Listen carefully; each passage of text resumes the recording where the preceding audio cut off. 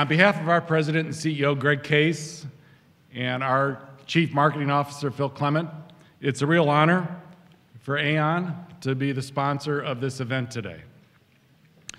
And for many of you, you might know that Aon is now a UK-based company, but it's also important for you to know that the Aon Foundation, for the past 25 years, has made it a priority to support educational activities and cultural institutions like the Chicago Humanities Festival and the Charter Humanist Circle that does so much to enrich the lives of all of us in this room and everybody in Chicago.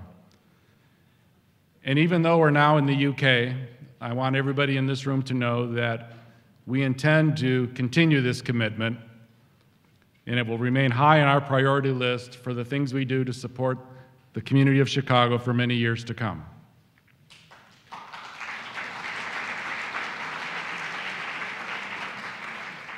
On behalf of my colleagues at Aon, I want to thank the Charter Humanist Circle and its members for their very valuable support. And I also want to thank Northwestern University Law School for allowing us to use the auditorium today. At Aon, we believe in the mantra, if we can't measure it, we don't do it. And because of that, it's a real honor for us to be here supporting and introducing Dr. Philip Kotler. Dr. Kotler has defined marketing as, quote, the science and art of exploring, creating, and delivering value to satisfy the needs of a target market at a profit. He is recognized around the world as one of the foremost experts on business, of marketing, and for his insights on how exemplary marketing has the creativity and the power to influence global consumers every day. In that spirit, I hope you'll join me in welcoming Dr. Philip Kotler.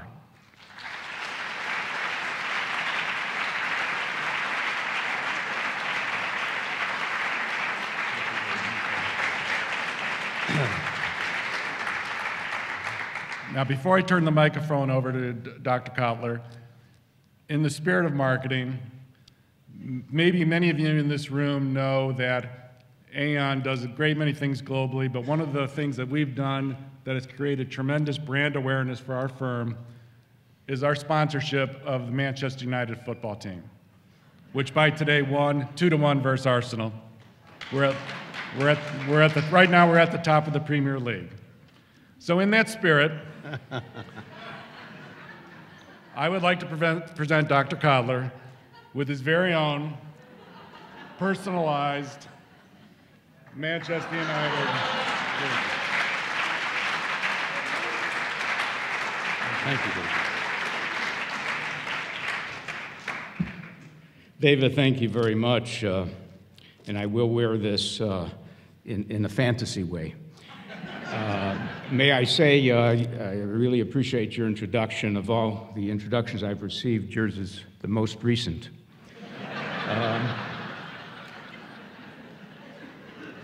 Nation, well, you may know of Stephen Colbert, so I can't pull it off the same way. There will be two groups with respect to marketing. There will be a group that doesn't like marketing, and I'm going to give you why they don't like marketing and the justifications. I will also tell you there's another group who loves marketing, so before we're through, you will be totally confused, or at least opinionated.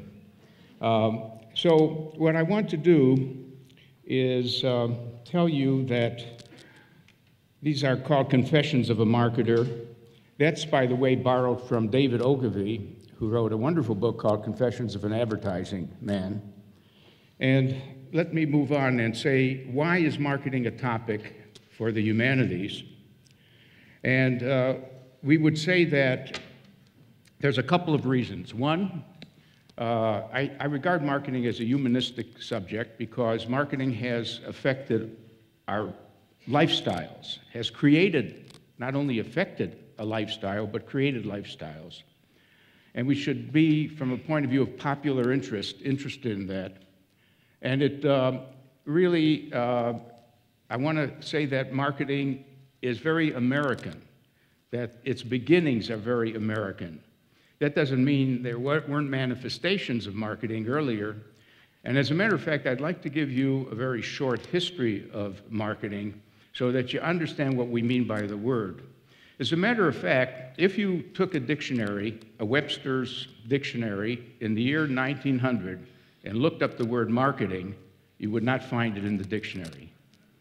Yes, you would find the word market, but not the word marketing. If you then picked a dictionary 1910, you would find the word marketing in it, because marketing is about 100 years old. And it's much more than selling. So let me show you. Let's start biblically. Let's start biblically.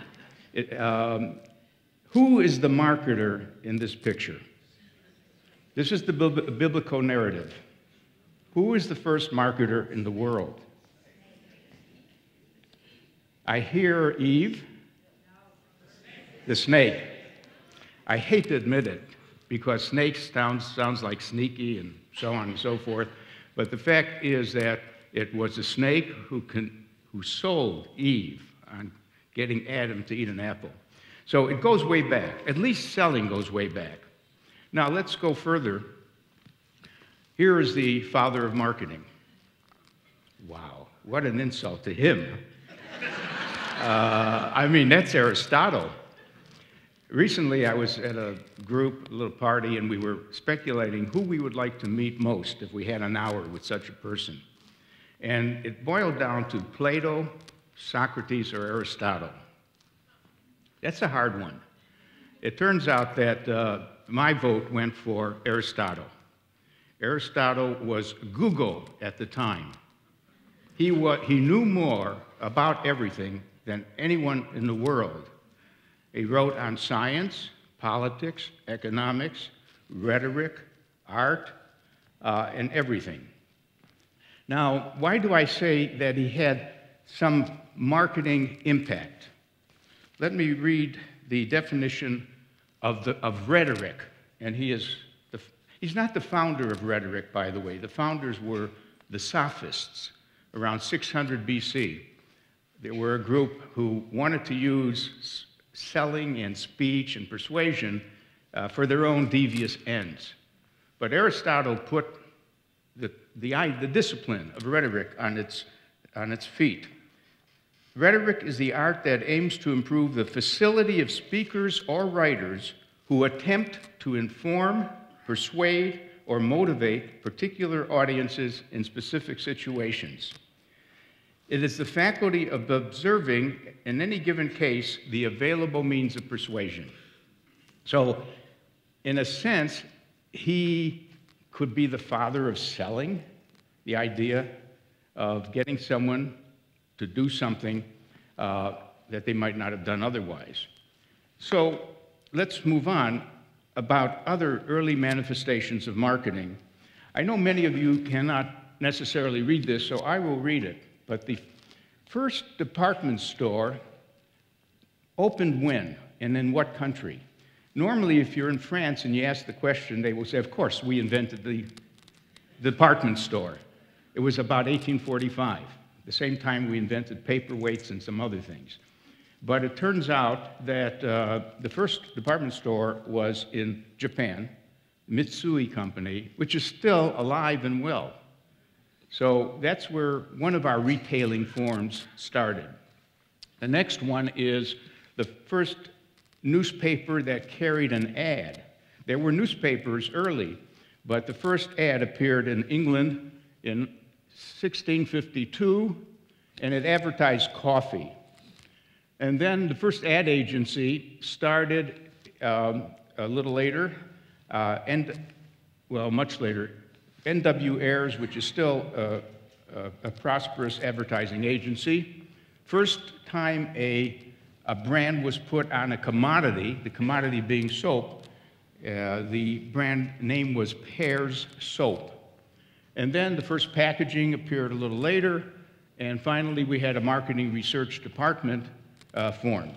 So, now the word markets has been around all these years. The Middle Ages had markets. In fact, whenever, I would even say the agora in ancient Greece, that means the marketplace. In ancient Greece, people would come on a particular day and to sell things. In the Middle Ages, there were market days. The word marketing wasn't there, it was just market. And trade was always there, because trade through history has taken place between people and regions and countries. So all that is there, and it was in the decade of the 1900s that marketing books first appeared. And the interesting thing is, who wrote those first marketing books? Were they sociologists? What was the discipline of the people who wrote the first marketing books? Any guesses? Well, they weren't physicists or chemists, they were economists. So why would economists start a subject called marketing? And the answer is they were disillusioned economists. They couldn't find any mention of advertising in the discourse of economists. In other words, never did Adam Smith, Thomas Malthus, David Ricardo, even Alfred Marshall and so on, they really talked about other forces that shaped demand. The only force that shaped demand in their mind was price. You know the famous curve. Raise the price, demand will go down. Lower the price, you can sell more. Price was the only thing that affected demand. So these economists were institutional economists and said, hey, you got to factor in advertising. You got to factor in retail stores, wholesalers, jobbers, agents. And it was the neglect of the classical economists to not really texture the marketplace and the way an economy worked that led to marketing. So marketing is technically a branch of economics. Now, who helped develop this field of marketing? Now, probably you don't recognize maybe anyone here. There's one person you might recognize. I don't know if you can see some of these faces, but does someone recognize anyone there? Yeah. Dale Carnegie. Dale Carnegie is here, and his book was How to Win Friends and Influence People. Because in doing this, I wanted to find out who is the exemplar of the selling method, how to win friends and influence people. But let me give you the whole picture. Ernest Dichter, some of you may know of. He was a motivational psychologist, and he could explain why people didn't like to eat prunes, why cigars were offending some people, and all kinds of things. In his book called The Study of Desire, he apparently studied with Sigmund Freud, and he brought that kind of mind to marketing. But he had an opponent named Alfred Politz, who was not a head shrinker. We call him a counter, a nose counter. The expressions we would use, if you were very psychological, you were a head shrinker, and otherwise you were a nose counter, namely a surveyor. You surveyed people, you found out what percentage of people were of a certain age and why did they buy a particular product. Julius Rosenwald was very much behind the formation of the Sears Company, which was an important episode in the development of our retail chains.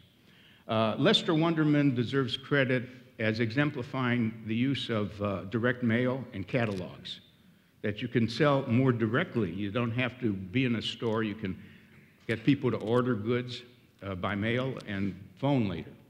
David Ogilvy is the exemplar advertising person. Then Stanley Marcus of Neiman Marcus was the fellow who could walk into any retail store and give them 100 suggestions on how to improve the layout, the size of the aisles, and make a difference in the volume of business. Edward Bernays is the father of public relations in the United States. His name has sort of become obscure, but he really was a very important person. The word propaganda was often used in connection with his work because people thought it was a model to motivate you to feel a certain way about anything, regardless of the standards involved. And then there's Dale Carnegie. In any case, how did marketing get its start? Marketing got its start in sales departments. Every company has a sales group. And the salespeople really want to be in the office of a customer because that's the only way something happens. So they don't want to do a lot of homework. For example, 3 things they didn't want to do.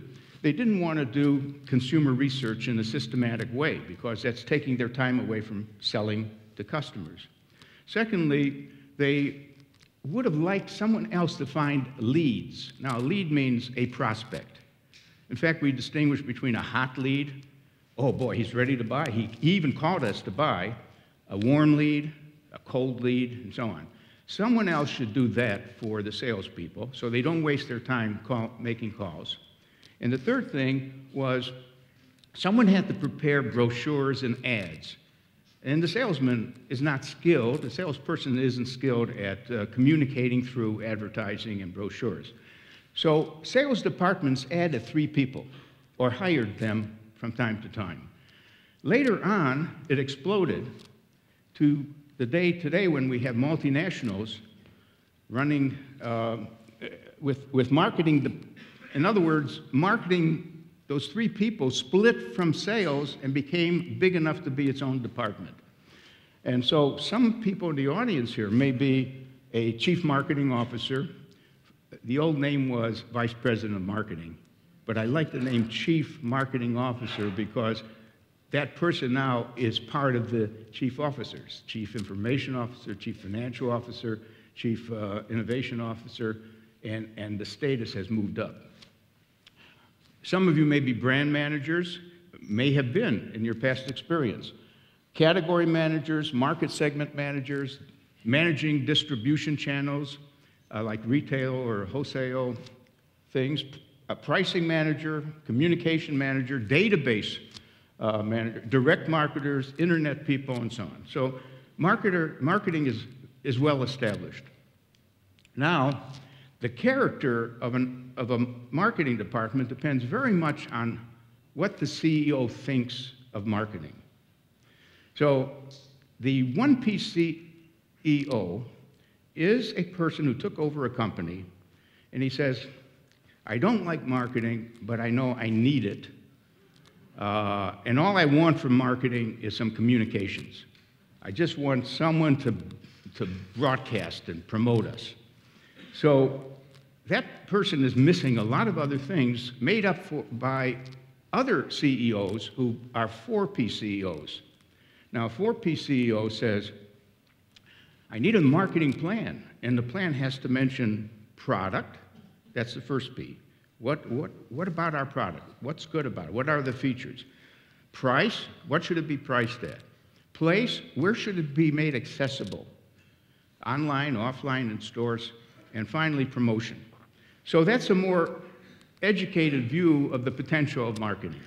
But there's even a better view, and that's called the CEO who says, no, I don't want to start with 4 Ps. I want to start with the fact the market is complex. There's a lot of segments. Each segment deserves its own plan. In fact, one thing we've learned that if you just have one value proposition for the whole market, it really doesn't trigger anything in many parts of the market. So that CEO says, what segment should we go after? And what position should we take with each segment? What do we say about ourselves and how we can satisfy their needs?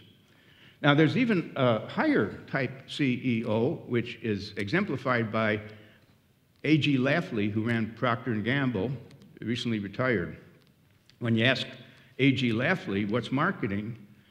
What's your picture? He says, well, ME. What do you mean? Marketing is everything. Now, marketing is everything. What he means is everything starts with the customer. No customers, no business. And I think he's making that point very much. Now, moving on, there's a lot of things that a chief marketing officer does And I won't go into any detail, but there's a lot of tasks. And the sad fact is that sometimes the chief marketing officer only lasts on the average of 2 years.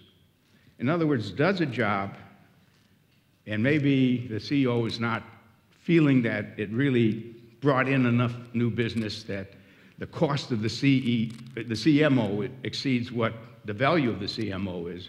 There's a lot to go into about why CMOs, on the average, hold on to their job for 2 years. By the way, some of them get a better job after 2 years. They become something higher than the chief marketing officer. Some of them actually are pirated away because they're so good, they go to another company to be the CEO. But in any case, marketing, commercial marketing, which I've been talking about, could have stayed only commercial. And then I got involved with Professor Sid Levy at Northwestern. We started the idea of broadening marketing because the set of tools that we use to address consumers could be used in other areas. So we have a thing called place marketing. I will get a call from a city, let's say, and the city says, we're not getting enough tourists, we don't have any attractions for them to come and see. I would like to get a factory located here. We would like some digital people to move here who know digital. We want to start at Silicon Valley. So that's place marketing, the marketing of a place. How do you dress it up and make it attractive against all of the other competitive places? The second, person marketing. There's an agency called William Morris, and a young singer might go to William Morris and say, look, I want to get a hit. I want to appear on Jay Leno's show. I want to move up to being noticed. I want high visibility. I wrote a book with the title High Visibility. How do you get that visibility? So William Morris will look at her and say her performance and maybe say, you know, in a sense, you don't be offended, but we can make you into a better product. That's sort of the language. You know, do your hair differently, walk a little, dress differently. Actually, we're going to use you to reignite the archetype of Joan Baez. You know Joan Baez, the folk singer. Well, we need a new Joan Baez. And so we can recast you and form you into the kind of person we all miss, and so on. Now, social marketing is another branch. Today, there are 2,000 social marketers around the world trying to help people eat better, exercise more, say no to drugs, stop smoking, get off of tobacco, say no to a number of things. Positive behaviors and negative behaviors. By the way, my memory is that Sweden was one of the first countries to want to raise a nation of non-smokers, non-drinkers, all the vices. And it starts at the primary school level, that you could technically raise people to avoid those vices if that was thought to be good public policy. So that's social marketing. Now, political marketing we're saturated with. And I think it's degenerated, but that's another thing. Fundraising is part of marketing. I mean, fundraising is an odd form because you're not exchanging. Everything else is sort of an exchange of values. Fundraising seems to be a one-way transfer. Here's some money for the museum. But any fundraiser knows there's something that should come back to the person who is the donor and supporter of a museum. And working that way is important. So these are offshoots. Now, all of us do marketing. If you read the list, we all do marketing. Did you ever compete for a job when you knew there were other applicants? Didn't you dress up as well as you could and even prepare what you're going to say and so on? Did you compete for a desirable apartment, which was scarce? Or a member of the opposite sex if you wanted to court someone? So in a sense, human animals who know how to make an impression and market ourselves to some extent. What do we dislike about marketing? Well, there's a long list. It's a rather long list. Intrusion, interruption, exaggeration, and so on and so forth. And I really made a list that's a little separate from that. Here are some of the criticisms. Marketers get consumers to want and spend more than they can afford.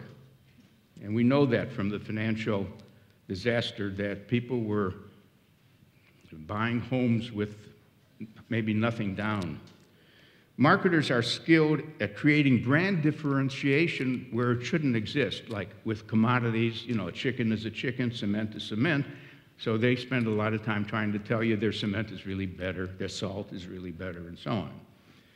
Marketers want to produce and sell more goods without considering the resource and environmental costs of producing the goods. The planet Earth is affected by the amount of production and the care with which it's done. Marketers had not paid sufficient attention to product safety. And we know that because Ralph Nader made his career, basically, the unsafety in cars, and then we got lead poisoning, we got asbestos problems, and so on. Here's a serious criticisms. Marketers, and this is not all marketers, these are some particular companies and so on. Marketers favor giving the public what it wants, whether it's good or not for them. Sure, I'll sell you cigarettes. I'll sell you anything that will make money. Therefore, marketing promotes a materialistic mindset. That is, we get turned on to more of a materialistic world, a world of ever-changing products and services and keeping up with the Joneses and some of that. Marketers rarely talk about sane consumption. Yeah, some beer companies say, please enjoy our beer, but don't drink too much. That's nice that no one listens to that, and you still have binge drinking, but they're trying to do what they can. And so on and so forth. Now, let me just say there's another side. This is important too, because it's not a simple picture. The other side of it is marketing has undoubtedly raised the standard of living in the United States. People don't naturally buy new things.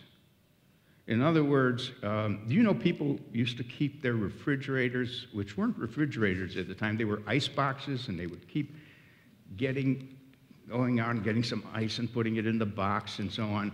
And even the washing machines were very slow to take.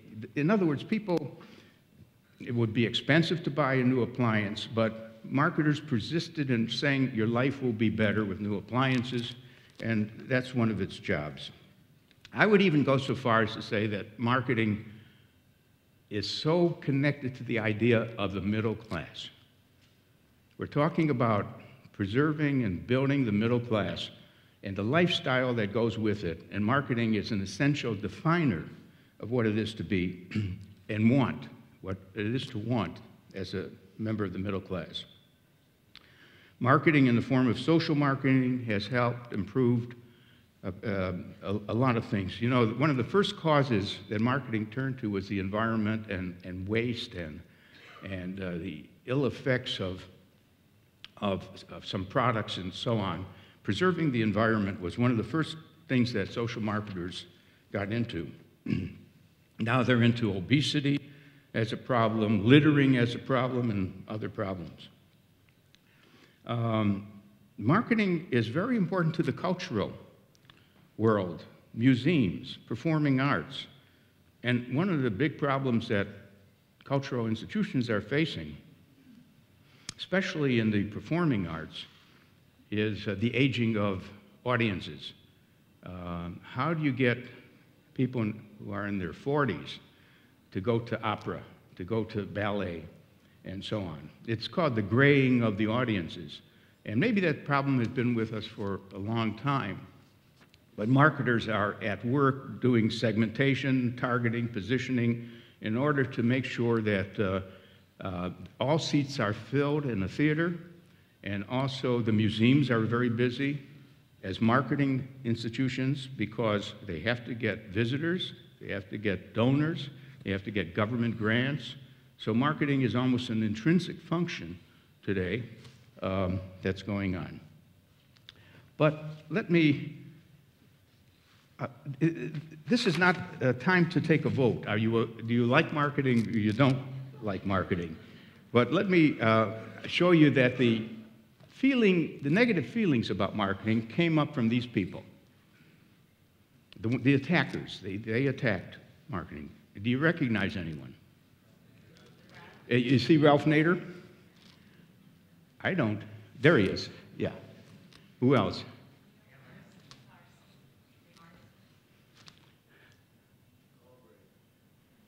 Well, it is Ralph Nader. Unsafe at Any Speed. Rachel Carlson, by the way, deserves so much more credit than we've given to her for her book on the Silent Spring, which was about the chemical pollution, the pesticides that we're getting into our spring water and so on.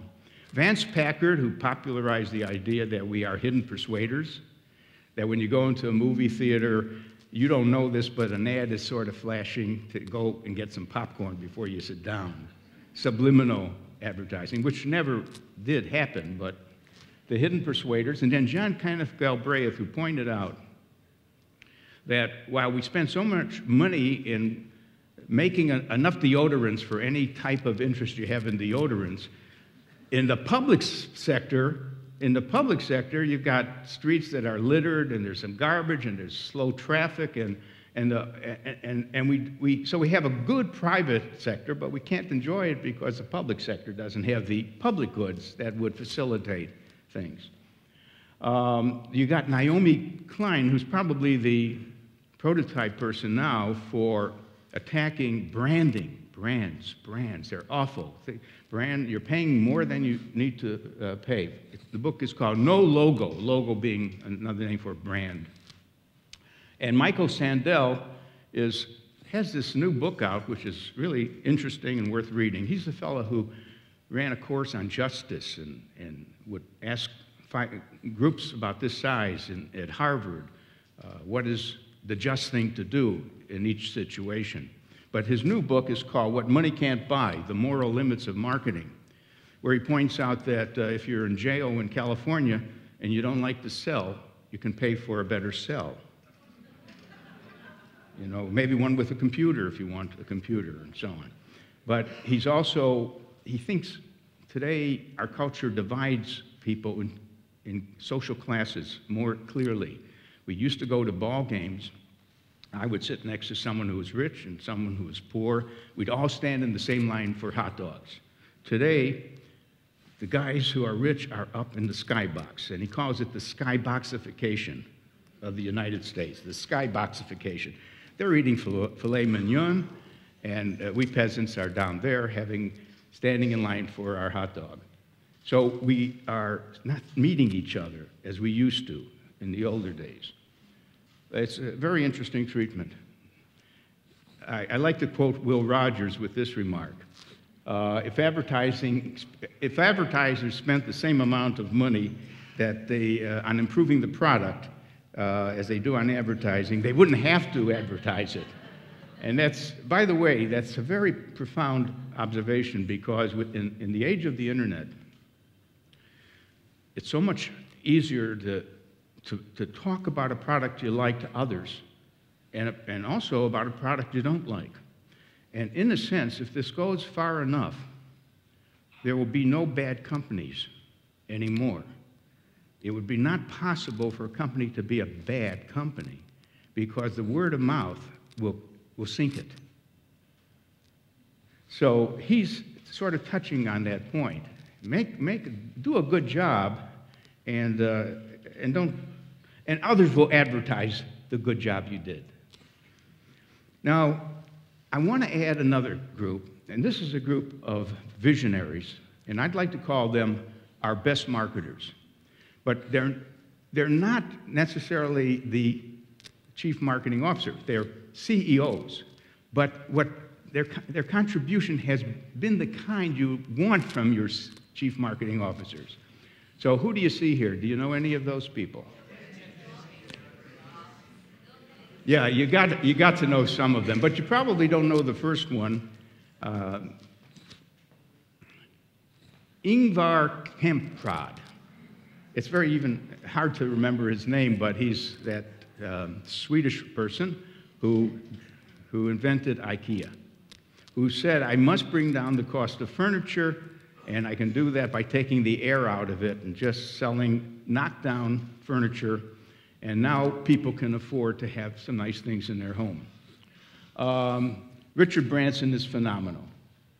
He's not only in self-promotion, he's one of the best self-promoters possible. I don't know if you know that he was in Times Square some years ago to introduce his new cell phone, the Virgin cell phone, and he said he was going to drop off of a building, a 30-story building, and not wearing any clothes or something. So everyone showed up, and I don't know why they would want to show up, but they showed up in Times Square. And sure, he did jump down, but it was on a rope, and he's carrying a huge version of his new cell phone. And so everyone, not just in Times Square, the reporters were covering it, all of New York knew about there was a new Virgin cell phone. So he's very good at that. But right now, he told me something I couldn't believe. I was in Dubai, and he gave a speech, and we were just chatting, and he said, where are you from? I said, Chicago. He says, you know, there will be a time when you can go from Dubai to Chicago in half an hour.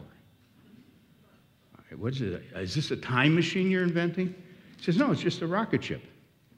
So the rocket ship takes off from Dubai, just goes right up in the air and lands in Chicago. So he's working with some people on the new spaceships, basically. And you want to watch him. Of course, Walt Disney, great visionary. Herb Kelleher, thanks to him, we have Southwest Airlines, which started a whole class of low-cost airlines. And then we've got Anita Roddick, who ran the Body Shop, where she said, I'm not selling hope. I'm selling good skin lotion. All the others sell hope. That was a famous remark by Revlon. In the factory, we make lipstick. In the store, we sell hope. But she wrestled with that one. Then you got Bill Gates, Steve Jobs, and Jeff Bezos. And Jeff, let's see, we got to make sure he gets in there. Jeff is extraordinary. If there's anyone who has consumer thinking in his mind, wanting to facilitate the consumer to really order or reorder or return or anything like that, and then to buy more than books, to buy electronics, to buy clothes, he's done a marvelous job. He's very exemplary in that sense. We're running out of time, and I'm going to want some questions from you, but let me just refer to a few more things. This is a chart I use in the book, Marketing 3.0, basically to say that every company should define its mission, its vision for the future, and its values, what it really cares about. And if you're a 1.0 marketer, it's a good job you're doing. I mean, of course, you're trying to deliver satisfaction, make a profit, and make a good product, be better. If you're a 2.0 marketer, you want to help people realize their aspirations. You want to deliver things that they might aspire to have. They will return frequently to buy more, and your product is different than the others. Not only better, but different.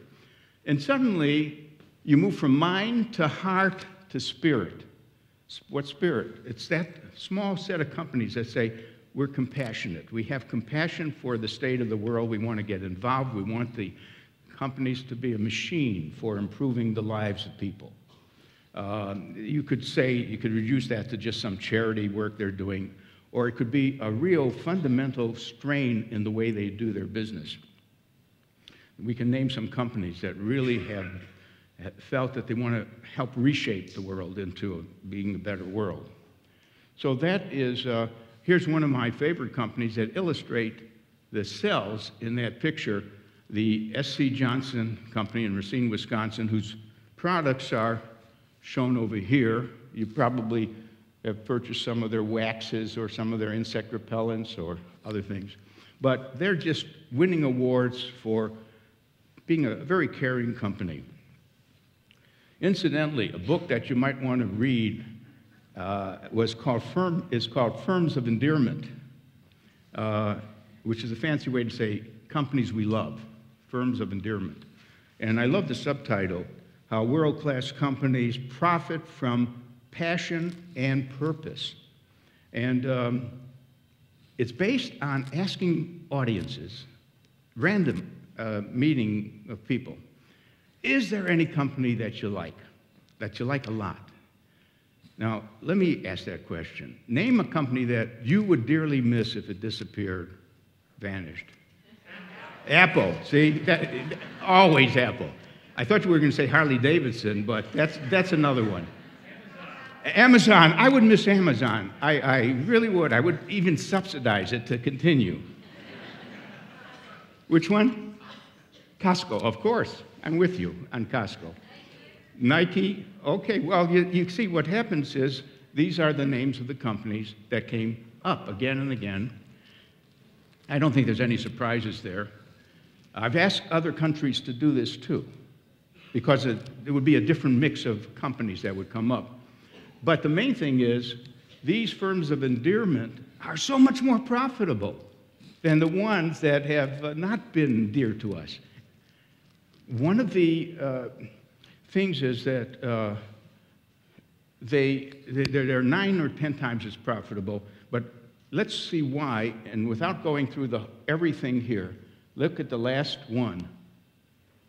These are the attributes of that set of companies. And the last attribute is they spend less on marketing than rather more. Because I bet you thought that the companies that were going to be dear to us are the ones who are just advertising all the time. They're so familiar. We see Coca-Cola all the time, all the time. No, they spend less on advertising. So who's doing the advertising? The customer. You guys are. So that's where you should put your money. Create a love affair. Create fans with others. Now I'm going to end with 2 slides. This is on a downer, a little bit. The End of Work. This is Jeremy Rifkin's book. It's now about 9 or 10 years old. And he says, because of the slowdown in population growth, automation of factories and computers, robotics, 3D printing, can the nation create enough jobs? Can the world create enough jobs for the population and so on? And it raises a question about marketing's role. Now, marketing's role normally is seen as to sell you some things. The basic role of marketing is to create jobs. It is the job creator. Namely, it gets you to want something that someone has to produce. So there's a basic question. Does marketing really create new jobs, or does it only create shifts in the shares? Like, if I switch from brand X to brand Y, that's not creating, brand X loses a job and brand Y gets a job. So, but it is true that if we're talking about a new product, marketing will help accelerate its recognition, the awareness of it, and intensify the drive to purchase it. In other words, we buy our iPads and other things that come along, partly because they're wanted, they are desired objects, and marketing accelerates the rate at which growth takes place with those new products. The other book, and I'll end with this, is another downer. The Death of Demand. And what is the relationship between marketing and demand? And he uses the term saturated, finding growth in a saturated global economy. I've been wrestling with that problem, and growth is the issue today. Growth is the issue. growth means jobs, and so on. And the fact is, there are 8 ways to grow a business. So the title of the book is Market Your Way to Grow, 8 Ways to Win. And you know all of them. You know that we can go to places where there is growth. We can sell in China, even if it's a low growth here, or Brazil. We know we can grow by acquiring other firms. We know we can grow by innovating, inventing something new. We know we can grow by taking business away from someone else, and so on and so forth. So one of the things we're wrestling with is how do you as a firm grow? And by coincidence, another colleague of mine at the Kellogg School of Management, Tim, he just wrote a book called Defending Your Business. And it's so nice that his book came out with mine, because the first job is always defend what you've got. Hold on to the customers you have. Then you start worrying about some more growth. So we both, as members of the department, are wrestling with how to ignore these books and say they're wrong, and that there is a bright future ahead. So let me stop here and take any questions you might have.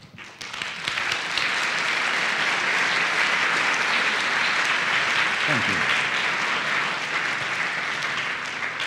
Okay, we have time for a few questions for Professor Kotler. Is there anyone on this side of the auditorium that would like to ask a question? Any Yes. hands up? Yes, I see you over there. And now, a microphone Susan will will bring you a magically come down microphone. here. And if there's any other people, and there's a person over there. Thank you. Would you introduce yourself, please?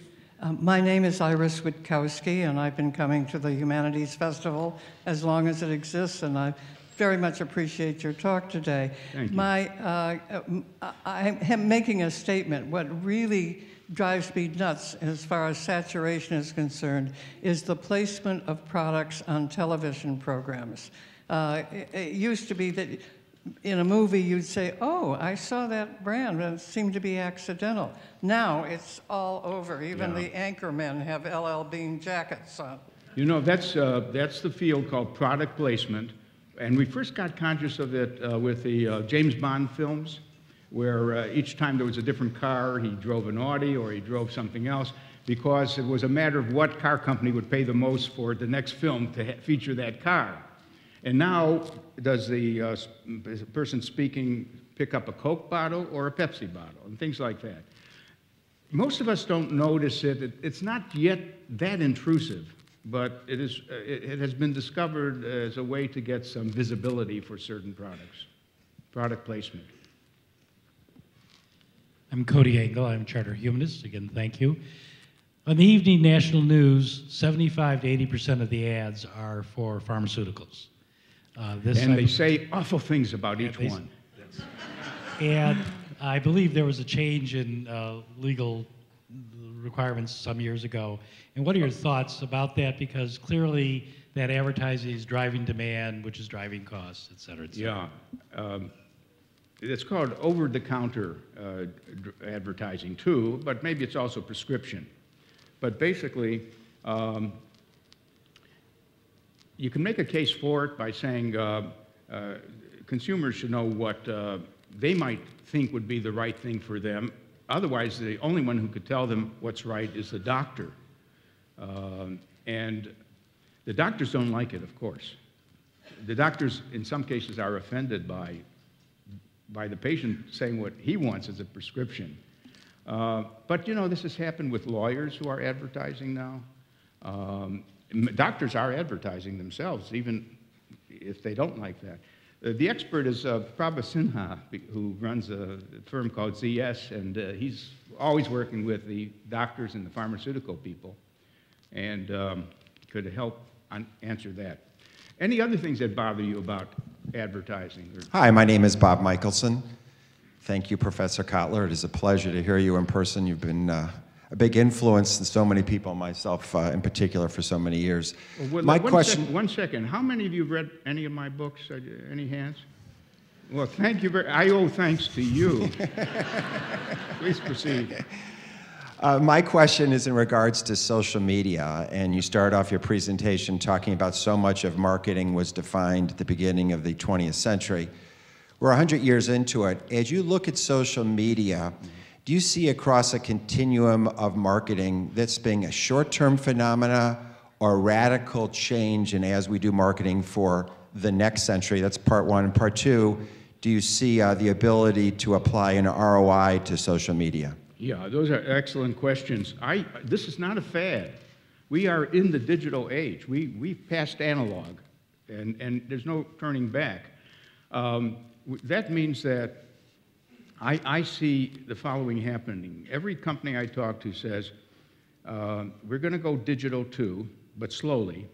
We're going to rely on our traditional, which is newspapers, which are disappearing, by the way, radio, TV, billboards, and magazines. So at best, they will say this: let's turn 10% of our next budget over to digital, which means Facebook, Twitter, and YouTube, and Linksys, and so on. And let's see what happens. Let's hire a 12-year-old, give them a budget, and hope they come back saying, look what I did with Facebook. Look at how many mentions, and so on. Now, that goes to your second question. How do we measure the impact of using Facebook or something like that? Progress is being made. But remember, we never measured advertising right either. I mean, traditional advertising was a waste.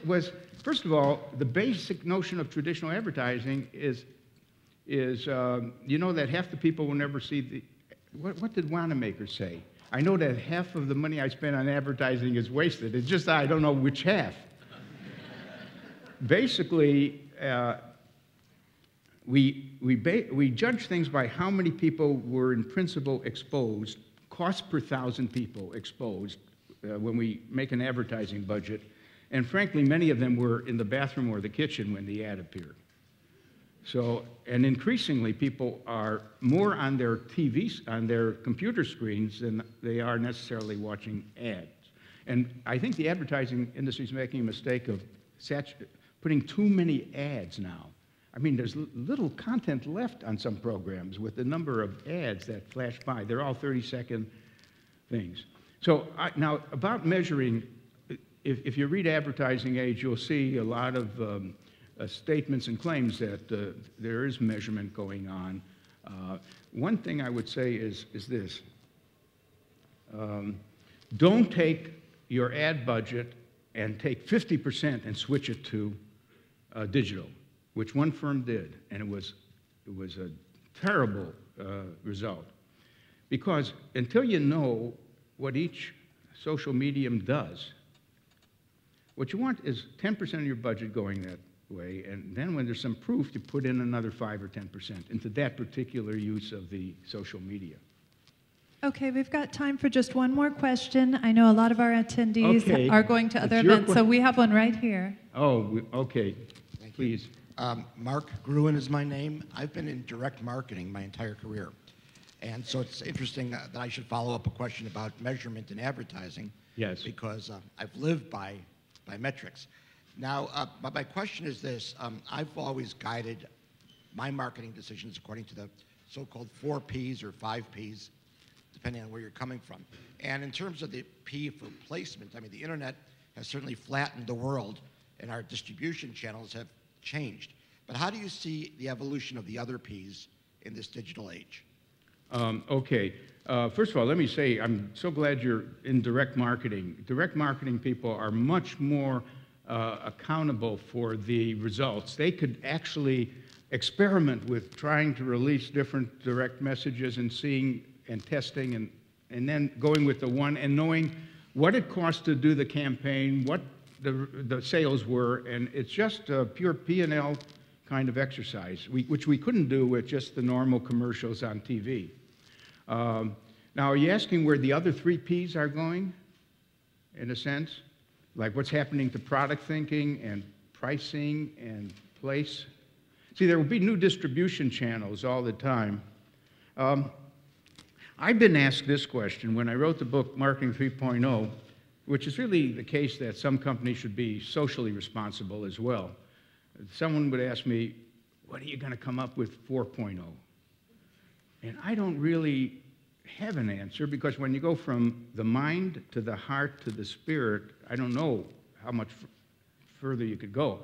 But I am thinking that 4.0 is going to describe companies in the future that are building ecosystems and platforms where we get involved with them in such a way that everything is being supplied that we want as an individual. Think of iTunes. Think of the iPhone, iTunes, the whole setup of think of Harley Davidson. If I buy a Harley Davidson, I'm a member of what they call them, the the hogs. I'm a hog, a Harley owner groupie.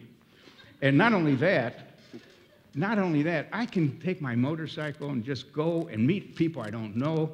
Some have beards. Others have beards, but they're fake. They're wearing leather jackets. These are business people. They're maybe chief financial officers, but they want to be macho. So they supply a whole system to fit into that. More and more companies might sort of begin to think about that. Now, let's take, what's the one who's making shoes now? Is it Tom Shoes or the other one, Zappos? They're creating a system that's going to go beyond the shoes that you buy. It's going to go into clothing. So some companies, as one evolution for certain companies, by the way, it's not different in business to business, where a company that Boeing supplies 747s and other planes, they have to create a whole system. So you can't even leave it. You know, once you get involved, once you get with IBM, you're not going to leave for Honeywell or something like that. So this is maybe what 4.0 thinking will do. In other words, it won't be product-centered, it will be system-centered, a whole system. I think we're out of time. Thank you very much.